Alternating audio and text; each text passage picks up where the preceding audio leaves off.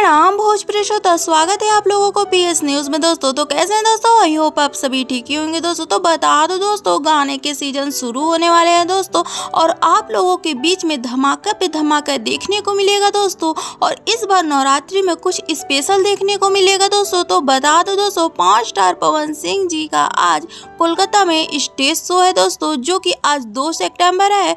और देख सकते हैं दोस्तों, अपने दोस्तों के साथ कितने खुश नजर आ रहे हैं। मॉर्निंग में चाय पीते हुए नजर आ रहे हैं दोस्तों, और काफी ज्यादा सेल्फी भी लिए हैं दोस्तों, और शूट करके बहुत सारे रखे हुए दोस्तों आप लोगों के बीच में बहुत जल्द आने वाला है दोस्तों। और उधर ही बताएं दोस्तों, तो हर हर गंगे का ट्रेलर रिलीज होने वाला है दोस्तों, लेकिन कब तक रिलीज होगा दोस्तों ये तो पता नहीं है दोस्तों।